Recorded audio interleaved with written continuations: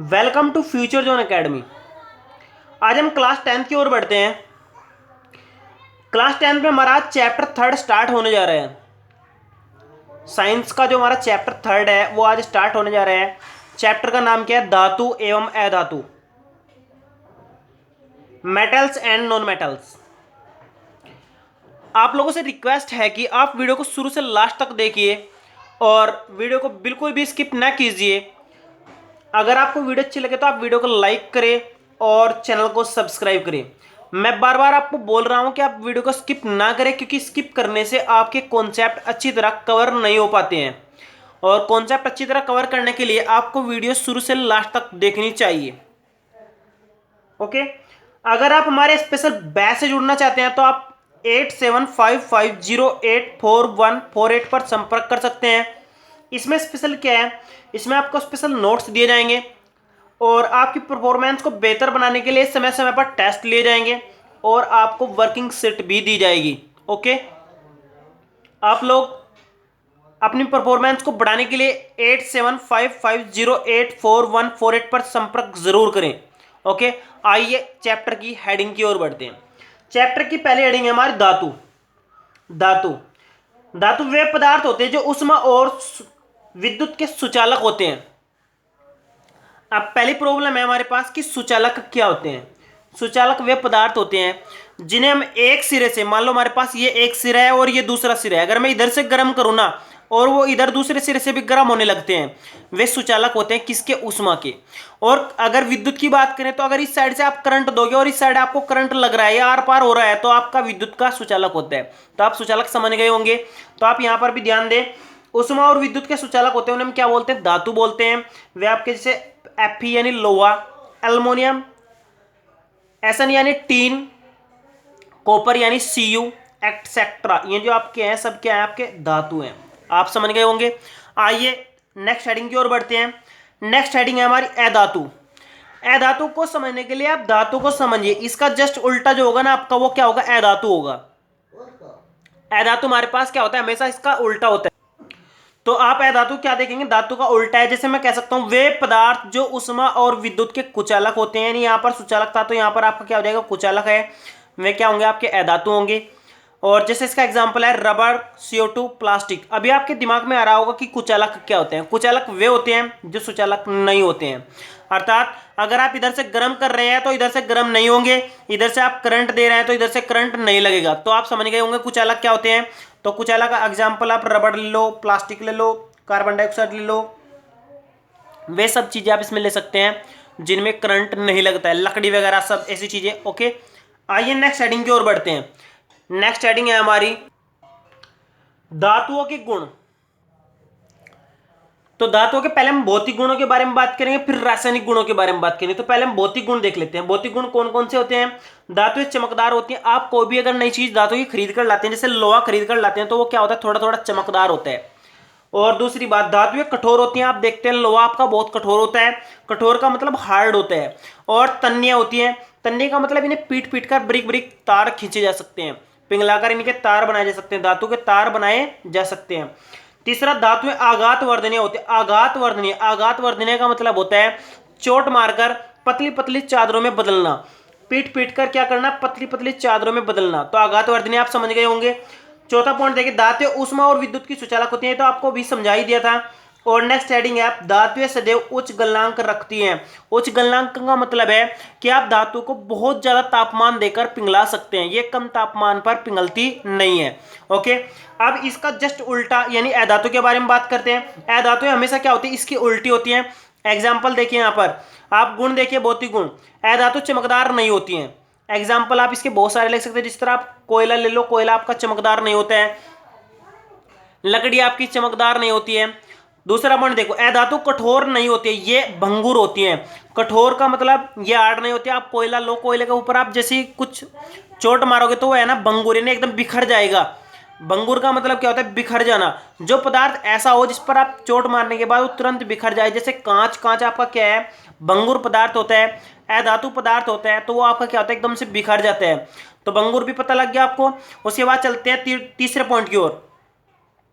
अधातु उष्मा और विद्युत की कुचालक होती है। जस्ट इसका उल्टा, ये हमने भी पढ़ा, परिभाषा यहीं से तैयार हो रही है। चौथा पॉइंट है इनका गलनांक बहुत कम होता है।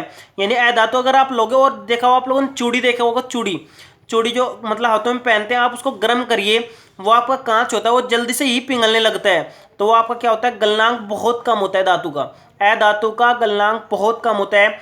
ये सामान्यतः धातु से हल्की होती हैं। अगर आप इनका वेट चेक करते हैं तो वेट भी इनका हल्का होता है। आप देखते हैं रबड़ का वेट बहुत कम होता है, जबकि लोहे का वेट बहुत ज्यादा होता है। ओके, आइए नेक्स्ट हेडिंग की ओर बढ़ते हैं। नेक्स्ट हेडिंग है हमारी धातुओं के रासायनिक गुण। तो रासायनिक गुण हम ज्यादा से ज्यादा 3 देखते हैं, 3 के बाद हम ज्यादा नहीं देखते हैं, लेकिन 3 तो आपको कम से कम याद करने ही करने हैं।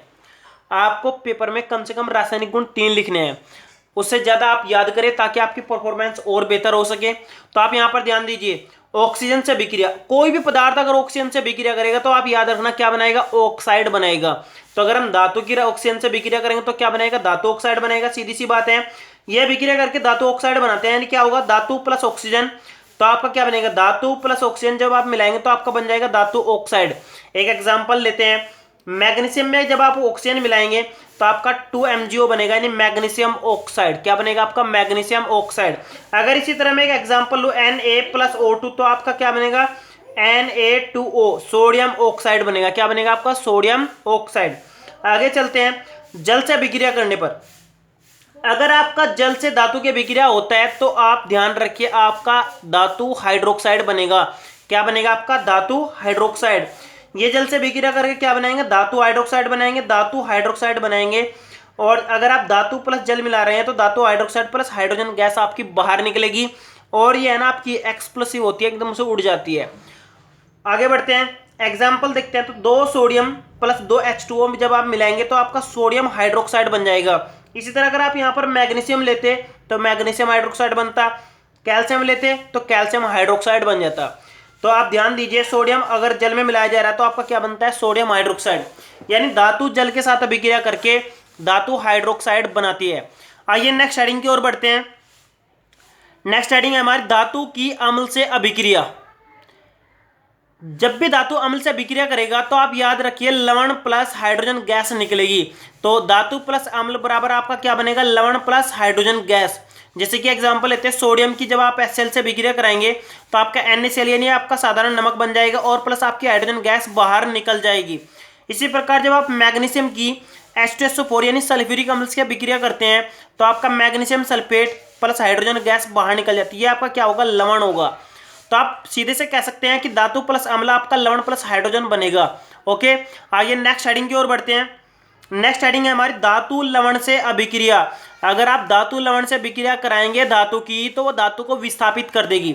एग्जांपल देखिए, अगर आप Fe की CuSO4 के साथ विक्रिया करेंगे तो Fe अधिक क्रियाशील है, Cu कम अभिक्रियाशील है, तो आप Cu को Fe क्या करेगा, रिप्लेस कर देगा, और FeSO4 प्लस Cu बन जाएगा। ये सिर्फ कब होगा, जब आप धातु लवण से विक्रिया कराएंगे तो ज्यादा अभिक्रियाशील धातु कम अभिक्रियाशील धातु को क्या कर देगी, विस्थापित कर देगी, वहां से हटा देगी। ओके, नेक्स्ट हेडिंग की ओर बढ़ते हैं।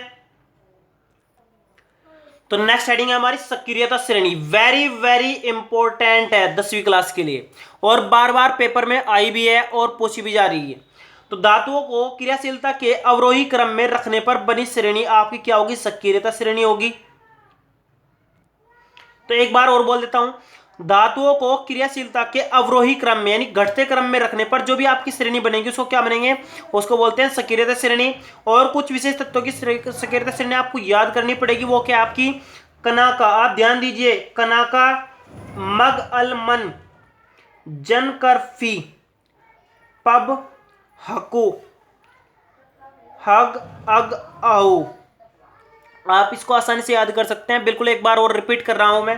पहले आप कैसे करेंगे, कनाका, कनाका हो गया आपका याद, उसके बाद मग अल मन हो जाएगा आपका, फिर जन कर फी हो जाएगा आपका, फिर पब, फिर हकू, अग, हग, अग, औ। ये आपको कैसे भी करके याद करना है। आपने अगर ये याद कर लिया तो आपके बहुत सारे क्वेश्चन कवर हो जाएंगे। और बेसिकली अगर आप इसको याद करना चाहते हैं तो आप इसको नोट्स में से दोबारा कैसे भी रट कर भी आपको इसको जरूर याद करना है। के का मतलब पोटेशियम, इसका मतलब सोडियम, इसका मतलब कैल्शियम, Mg का मतलब मैग्नीशियम, Al का मतलब एल्युमिनियम, और Mn का मतलब मैग्नीज, Zn का मतलब zinc, chromium, ferrous, lead, P B क्या होता है, लेड होता है, एच का मतलब हाइड्रोजन, सीयू का मतलब कॉपर होता है, एच जी मरकरी होता है, ए जी सिल्वर होता है और एयू क्या होता है, गोल्ड होता है आपका। हाइड्रोजन से ऊपर वाले सभी आपके क्या होते हैं, अधिक अभिक्रियाशील होते हैं, और हाइड्रोजन से कम वाले क्या होते हैं आपके, कम क्रियाशील। और अधिक अभिक्रियाशील तत्वों कम क्रियाशील तत्वों को क्या कर देता है, प्रतिस्थापित कर देता है। आइए नेक्स्ट हेडिंग की ओर बढ़ते हैं।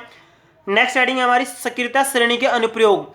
आप लोग याद रखिए, जब भी आपका सक्रियता श्रेणी पेपर में पूछा जाएगा तो आपको यहां से लेकर यहां तक लिखना पड़ेगा, यानी सक्रियता श्रेणी का अनुप्रयोग भी उसमें लिखने पड़ेंगे। तो इसके कम से कम आपको 3 उपयोग तो लिखने ही लिखने हैं। पहला उपयोग आप देखिए यहाँ पर, धातुओं द्वारा जल से हाइड्रोजन विस्थापित करने की क्षमता ज्ञात करना।